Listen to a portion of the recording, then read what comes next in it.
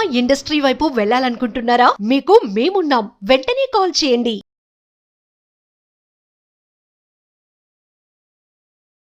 First ఈ 5 days లో ఏం చెప్తారు? విజువలైజేషన్ 5 days 5 hours ఏంటి సరిపోతాయా? నేను నిజంగా ఒక డౌట్ తో జాయిన్ అయ్యాను నేను. బట్ ఈ 5 days అయిన తర్వాత నాకు ఒక వేమన పద్యం గుర్తుకొస్తుంది. అది ఏంటంటే గంగ గోవు పాలు గరిటెదైనను చాలు, కడవనైన నేర్పును కడవ పాలు. సో ఎందుకంటే ఈ రోజు ఇన్ఫర్మేషన్ కి ఏం కొదవలేదు. విజయవాడ ఎలాగైతే వరదలో మునిగిపోయిందో ప్రపంచం అంతా ఇన్ఫర్మేషన్ తో ఉంది. ఇందులో చాలా మటుకు నెగిటివ్ ఇది. సో ఇలాంటి పరిస్థితుల్లో ఒక అథెంటిక్ గా ఒక ప్రూవ్డ్ టెక్నిక్ మీలాంటి వాళ్ళ ద్వారా రావడం అనేది మాకు చాలా అదృష్టం sir. Thank you very much. అందులో తెలుగులో, ఇంగ్లీష్ లో ఉన్నారు కానీ బట్ తెలుగులో మాత్రం ఇంత క్వాలిటీ అండ్ క్వాంటిటీ ఇలా ఈ విధంగా రావడం చాలా అదృష్టం మా తెలుగు ప్రాక్టీషనర్స్ అవ్వచ్చు, సాధకులు అవ్వచ్చు. Hello Ram sir. Hi Naraj. Programme అయితే అద్భుతంగా జరిగినట్టుంది. దానికి మంచి ఫీడ్బ్యాక్ కూడా వచ్చింది. అవునా, చాలా బాగా జరుగుతుంది. అట్లే September 14th కూడా చాలా మంది ఎన్రోల్ చేసుకోవడానికి కూడా రెడీగా ఉన్నారు. అవునవును, ఎందుకంటే ప్రాక్టీస్ చాలా మందికి అవసరం నారాజ్. Good happening sir. అంటే ఒక అలవాటు మనకు మనమే డెవలప్ చేసుకున్నప్పుడు ఇంకోరు ఎవరైనా డెవలప్ చేసే సహాయం అందిస్తే ఎవరైనా ఆ సహాయం తీసుకోవడానికి రెడీగా ఉంటారు. అంతే కదా. చాలా మంది మనకి ఫీడ్బ్యాక్ ఇస్తూ ఉండేటప్పుడు కొంతమందిలో నేను అబ్జర్వ్ చేశాను, గ్రాటిట్యూడ్ అని నారాజు మాట్లాడదాం. మనం ప్రతిసారి మనం ఏదైనా వెరైటీగా చేద్దామని అనుకుంటాం. సరే, నాకు వెరైటీగా అవకాశం లేదు, నువ్వేమో చాలా టైట్గా ఉన్నావు, సరే అట్లీస్ట్ కాఫీ తాగుతా అన్నది మాట్లాడదాం. టేబుల్ మీద నీకే కాఫీ తెప్పించి పెట్టాను. అయితే నువ్వు అబ్జర్వ్ చేయలేదు. డ్యూటీ మైండెడ్ కదా, అసలు వస్తూనే వెంటనే క్వశ్చన్ స్టార్ట్ చేసావు. Let's have coffee.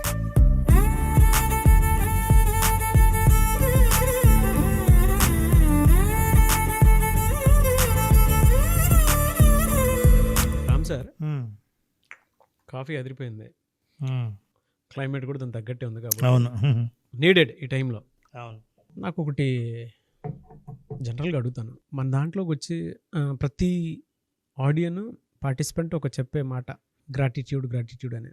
అది ఎట్లా, అంటే ఎలా ప్రాక్టీస్ చేసి దాన్ని ఓవర్కమ్ అవుతున్నారు వాళ్ళు? వాళ్ళకు ఉండేటువంటి ప్రాబ్లమ్స్ ఏదైనా సరే మేము ప్రాబ్లం ఓవర్కమ్ అయ్యామని చెప్పేసి అంటూ ఉన్నారు. అది ఎలా ప్రాక్టీస్ చేయాలి, ఏ విధంగా వెళ్తుంది? అసలు గ్రాటిట్యూడ్ అనే మాట ఊరికి పాపులర్ అయింది కానీ నారాజు, మనం నిజంగా మన నిత్య జీవితంలో కృతజ్ఞత అంటే మీనింగ్ కానీ దాన్ని ప్రాక్టీస్ చేయడం కానీ తెలియదు, చాలా మందికి తెలియదు. నువ్వు ఇందాక కాఫీ తాగావు, నువ్వేమే కృతజ్ఞత ఇచ్చావు చెప్పు నారాజు? అదే అంటే ఇది మనకు మెకానికల్ లైఫ్ కాబట్టి మనకు తెలియదు. అసలు కృతజ్ఞత అంటే మీనింగ్ ఏంటో తెలుసు నారాజు? సంస్కృతంలో కృత అంటే ఒక పని అవ్వడం, ఒక పని జరగడం, అనుకున్నది ఏదైనా లేదా అనుకోనిది కానీ ఒక పని మీ జీవితంలో జరగటాన్ని కృత అంటారు.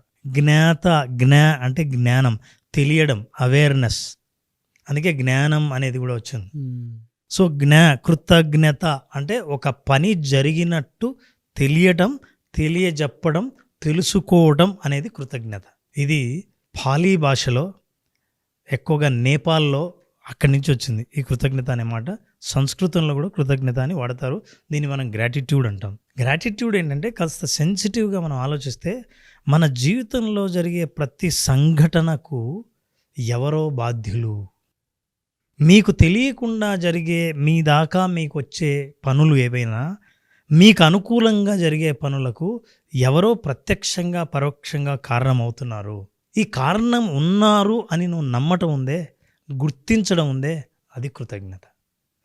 ఇక గుర్తించిన దాన్ని అవేర్నెస్లోకి తీసుకురావటం ఉందే, గుర్తించిన తర్వాత ఇది గుర్తించాను ఎక్స్ప్రెస్ చేయడం ఉందే, అది కృతజ్ఞతలు చెప్పడం. ఫర్ ఎగ్జాంపుల్ ఇంత ప్రాసెస్ ఉంది, మనకు తెలియదు, ఊరికే థ్యాంక్స్ అంటాం. మెకానికల్గా ఉన్నప్పుడు నేను కాఫీ తాగమన్నాను, జస్ట్ కాఫీ తాగావు, చాలా అదిరిపోయింది కాఫీ అన్నావు, యూ హ్యావ్ అవేర్నెస్ దట్. కాఫీకి నువ్వు అక్నాలెడ్జ్ చేసావు, కానీ కాఫీ నీ దాకా రావడానికో నేను ఆఫర్ చేసినందుకు నాకు థ్యాంక్స్ చెప్పలేదే. సో అంటే దాని అర్థం నాకు థ్యాంక్స్ చెప్పాలని కాదు, మనం రోజు చెప్పుకుంటూ ఉంటాము కృతజ్ఞత అనేది. అది ఉన్నప్పుడు ఏమవుతుందంటే you will deliver it, you will express it. రెండోది నారాజు చాలా ఇంపార్టెంట్ లైఫ్లో, దేని మీదైనా నాకు హక్కు లేదు అని ఎప్పుడైతే నీకు భావిస్తావో అప్పుడు కృతజ్ఞత బయటకు వస్తుంది. నిజంగా నేను మన ఆఫీస్లో ఉంటే కాఫీ ఇచ్చారు, నాకేం మీరు కాఫీ ఇవ్వాల్సిన అవసరం లేదు, నాకేం దాని మీద హక్కు లేదు, నేను డిమాండ్ చేయాల్సిన అవసరం లేదు, ఇది నా సొత్తు కాదు, but still I received it. దాన్ని అక్నాలెడ్జ్ చేయాలి, దానికి జ్ఞానం కలిగి ఉండాలి, ఆ పని జరిగిందని మనం గుర్తించాలి, అప్పుడు కృతజ్ఞత బయటకు వస్తుంది. అయితే ఈ కృతజ్ఞతను ఇందాక అడిగావు, ఎలా డెవలప్ చేసుకోవాలి, కృతజ్ఞతను ఎట్లా డెవలప్ చేయాలి. చాలామంది అంటారు, ఏమండి చాలా పనులు నా జీవితంలో జరుగుతున్నాయి, నేను కృతజ్ఞత చెప్పాలన్న ఆలోచన రాదు, మా ఆవిడ నాకు చాలా సేవలు చేస్తుంది, మా తల్లిదండ్రులు నాకు ఎంతో కష్టపడి అన్నీ అందించారు, ఇవాళ నేను చాలా అనుకున్న కోరికలన్నీ జరుగుతున్నాయి, ఇంకా జరగాలి, ఇంకా కోరికలు తీరాలని నేను అనుకుంటుంటా, కానీ ఎక్కడ కృతజ్ఞతలు చెప్పాలో ఎలా చెప్పాలో నాకు తెలియదు. ఈ చెప్పడం ద్వారా ఏంటి ప్రయోజనం? మనిషి మానసికంగా తృప్తి చెందినప్పుడున్న ఆ రిలాక్సేషన్లో అద్భుతమైన పాజిటివ్ వైబ్రేషన్స్ని రిలీజ్ చేస్తాడు. ఈ పాజిటివ్ వైబ్రేషన్స్ రిలీజ్ చేయడానికి ప్రత్యేకంగా మీరు ఎక్సర్సైజ్ చేయాల్సిన అవసరం ఉన్నాయి, చాలా ఎక్సర్సైజులు ఉన్నాయి. కానీ కృతజ్ఞత అనే భావన ఉంటే ప్రత్యేకమైన ఎక్సర్సైజ్ ఏమీ అక్కర్లేదు. ఈ కృతజ్ఞత ఉంటే ప్రతి క్షణం మీరు సంతోషంగా ఉంటారు, నాకు ఏం జరిగిందో అన్నీ గుర్తిస్తుంటారు.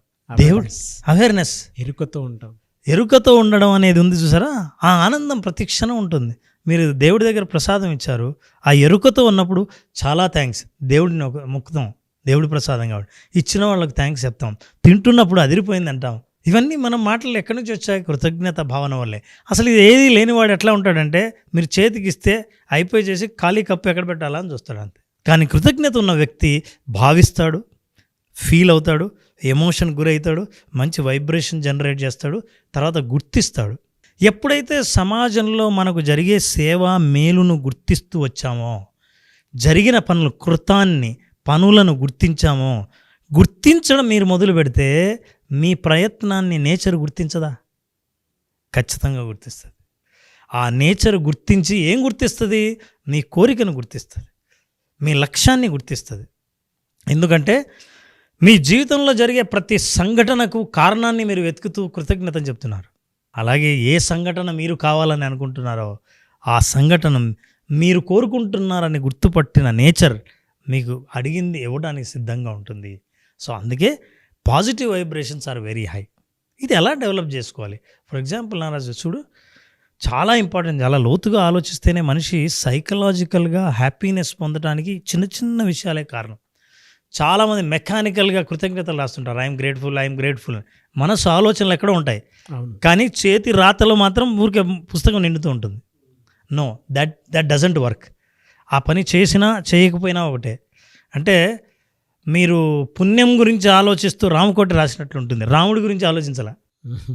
రాముడి గురించి ఆలోచిస్తే రామకోటి రాస్తే అప్పుడు పుణ్యం, అదే పుణ్యం. నాకు మా అబ్బాయి గుర్తొస్తున్నాడు. అంటే యాక్చువల్గా అడిగి ప్రాక్టీస్ చేయరా, గంటలో మొత్తం ఇవన్నీ రాసేసి ఇన్ని పేజెస్, నేను బయటికి వెళ్తానంటే వాడు బయటికి వెళ్ళే దాని మీద ఫాస్ట్గా రాసేస్తున్నాడు, కానీ లోపల ఫీల్ అయ్యి రాయట్లేదు. దాని తర్వాత మనం అడిగితే కొంచెం స్లోగా రాసి కొంచెం ఇచ్చేరానంటే తర్వాత ఎప్పుడో చేస్తున్నాడు. నువ్వు అడిగావు కాబట్టి నీకోసం రాస్తున్నాను, రాస్తే అట్లా బయటికి వెళ్ళిపోవాలి అంతే మనం. ఆ ఆలోచన అంటే మీరు చెప్తుంటే నాకు అది గుర్తొస్తుంది, ఫీలింగ్ లేదు. ఈ హైట్ ఆఫ్ ఇట్ ఎక్కడ ఉంటుందంటే నారాజు, డీప్ కృతజ్ఞత ఎక్కడ ఉంటుందంటే, మనకి ఎప్పుడైనా కష్టాలు కలుగుతాయి చూసారా, కష్టాలు కలిగినప్పుడు, ఇబ్బందులు వచ్చినప్పుడు చాలాసార్లు మనం రియాక్ట్ అయ్యే పద్ధతి వేరు. గ్రాటిట్యూడ్ ఉన్న వ్యక్తి ఏం చేస్తాడో తెలుసా? థ్యాంక్స్, నాకు ఈ కష్టాలు కల్పించినందుకు థ్యాంక్స్, ఎందుకంటే ఈ కష్టాల వల్లే నేను నా పర్సనాలిటీని మారి నేను స్ట్రాంగ్గా మారడానికి, సొల్యూషన్ కోసం వెతకడానికి అవకాశం ఇచ్చిన పరిస్థితులకి థ్యాంక్స్. ఉదాహరణకి ప్రాక్టికల్గా మనం ఆలోచిస్తే, నేను ఎక్కడికి వెళ్తూ మొబైల్ మర్చిపోయాను, ఇబ్బందే. ఇప్పుడు సాధారణంగా ఏం ఆలోచిస్తాం, అరే మొబైల్ లేదు ఏమైపోయింది, ఇప్పుడు మొబైల్ లేకపోతే ఎలా అని ఎవరికి ఫోన్ చేసి నా ఫోన్ తీసుకురావాలి, ఇవన్నీ ఆలోచిస్తాం. కానీ గ్రాటిట్యూడ్ వ్యక్తి ఏం చేస్తాడంటే, ఓకే జరిగింది మన మంచికి అనుకుందాం, బహుశా నాతో నేను టైం గడపడానికి నాకు టైమే దొరకట్లేదు, ఇవాళ మొబైల్ మర్చిపోవడం అనేది ఒక అవకాశంగా తీసుకొని ఇవాళ ప్రశాంతంగా ఏ స్క్రీన్ టైం లేకుండా గడుపుతాను. గడిపేటప్పుడే నౌ థ్యాంక్స్, దానికి ఏదో రీజన్ ఉంది, నాకు ఈ ఇబ్బందికి, ఈ కష్టానికి, ఈ లోన్లీనెస్కి ఈ ఏకాంతానికి ఒక కారణం ఉందని ఎప్పుడైతే నమ్ముతావో నీ కృతజ్ఞతా భావం బాగా మనసులో ఉందని అర్థం. ఈ విషయాలను అర్థం చేసుకుంటే మనం అప్పుడు మన కుటుంబంలో తల్లిదండ్రులు కానీ, భార్యాభర్తలు కానీ, మీ స్పౌస్ కానీ, మీ పిల్లలు కానీ, మీ కష్టాలు కానీ మిమ్మల్ని ఈ రకంగా మార్చడానికి ఉపయోగపడినందుకు అన్నిటికీ కృతజ్ఞతలు చెబుతారు. అందుకే గ్రాటిట్యూడ్స్ చెప్పేవాళ్ళు మంచికి కాదు నాగరాజు, బాగా జరిగితే హ్యాపీగా ఉంటే కాదు, ప్రతి దానికి గ్రాటిట్యూడ్ చెప్పాలి. ఎందుకంటే ఇది కష్టం, ఇది ఇబ్బంది అన్నది మన డెఫినేషన్. కానీ మిమ్మల్ని ఒక డైరెక్షన్కు తీసుకెళ్ళాలంటే నేను కష్టం పెట్టాలి. నువ్వు యాక్చువల్గా ఒక రోడ్డు మీదకి వెళ్ళాలి అని ఉంది, నువ్వు వెళ్ళాలని ఉంటే నేను ఈ రోడ్డు ముయ్యాలి. ఇది మూస్తేనే, మూసింది చూసి నువ్వేం చేస్తావంటే ఇది నాకు కష్టం, ఇబ్బంది అని అనుకుంటావు. థ్యాంక్ యూ సో మచ్, ఎందుకుందో ఇలాగా ఈ పరిస్థితి నేను ఖచ్చితంగా నేను కోరుకున్నది నేను పొందేటట్టే చేస్తుంది అని అనుకొని థ్యాంక్స్ చెప్పడం. సో ఇది కృతజ్ఞత అంటే. జరిగే ప్రతి పనిని అవేర్నెస్తో ఉంటే మీకు అద్భుతమైన కృతజ్ఞతా భావం ఉన్నట్టు. కృతజ్ఞతా భావాన్ని ఎవరైతే భావించి వ్యక్తం చేస్తారో బయటికి, అలాంటి వాళ్ళు అద్భుతమైన వైబ్రేషన్స్ని జనరేట్ చేస్తారు. They achieve what they want. ప్రాక్టికల్గా కూడా ఏ విధంగా కృతజ్ఞత చూపించాలని చెప్పడానికి ఇంతకంటే బెస్ట్ ఓవరాల్ డిస్కషన్ ఉన్నదేమో.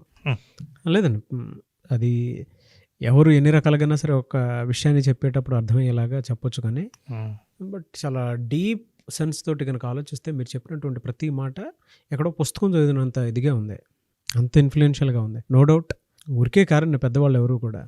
థ్యాంక్ యూ అండి, thank you so much Ram sir. Thank you Naraj, thank you. మళ్ళీ క్లాస్ ఎప్పుడైనా అవకాశం ఉంటుంది, ఎందుకంటే విజువలైజేషన్ అది ఎక్స్పీరియన్స్ చేయడానికి మీరు పెట్టింది కంప్లీట్ ప్రాక్టీస్.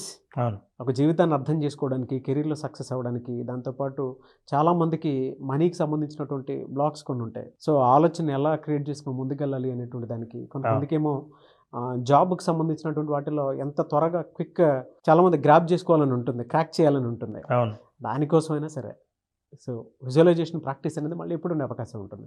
నారాజ్, విజువలైజేషన్ ప్రాక్టీస్కి చాలా మంచి స్పందన వస్తుంది. ఎందుకంటే నేరుగా ఎదురుగా వాళ్ళ చేత ప్రాక్టీస్ చేయించే అవకాశం నాకు కూడా వచ్చింది. ఇది సెప్టెంబర్ 14వ తేదీన బ్యాచ్ స్టార్ట్ చేస్తున్నాం. September 14th. అట్లాగే ఈ ఎపిసోడ్లో స్పెషల్ ఏంటంటే 18th నాడు పున్నమి. ఆ పున్నమి రోజు స్పెషల్గా యోగ నిద్ర సెషన్ ఉంటుంది. పున్నమి రోజు రాత్రి యోగ నిద్ర సెషన్లో పాల్గొన్న వాళ్ళకి ఏవైనా సరే మానసిక రుగ్మతలు కానీ, నిద్రలేమి సమస్యలు కానీ ఉన్నవాళ్లే కాకుండా ఏవైతే మెంటల్ బ్లాక్స్ ఉంటాయో, ఆందోళనలు ఉంటాయో, భయాలు ఉంటాయో, నిర్ణయాలు తీసుకోలేకుండా ఆగిపోయిన బ్లాక్స్ ఏవైతే ఉంటాయో వాటన్నిటిని రిలీజ్ చేసే యోగ నిద్ర 18th ఉంటుంది. 14th రిజిస్టర్ చేసుకున్న వాళ్ళకి మాత్రమే ఈ అవకాశం. 14th బ్యాచ్ స్టార్ట్ అవుతుంది, సెప్టెంబర్ 14th. యోగ నిద్ర కోసం చాలామంది ఎక్స్పెక్ట్ చేసేటువంటి వాళ్ళు ఉన్నారు. స్పెషల్ అకేషన్ డే రోజు పెడుతున్నారు. సో ఇది స్పెషల్ క్లాస్ అని చెప్పేసి చెప్పాలి. అవును, ఈ మంత్కి special class visualisation practice September 14th నుంచి ఉంటుంది. కాబట్టి ఆసక్తి కలిగిన వారు స్పెషల్ క్లాస్లో కనుక మీరు ఎన్రోల్ చేసుకోవాలి అనుకున్నటువంటి వాళ్ళు స్క్రీన్ మీద మీకు కాంటాక్ట్ నెంబర్ కనిపిస్తుంది, అని మీరు కాల్ ఆర్ మెసేజ్ వాట్సాప్ చేసి వెంటనే ఎన్రోల్ చేసుకోండి. Anyways thank you, great experience and thank you so much Ram sir. Thank you Naraj, thank you.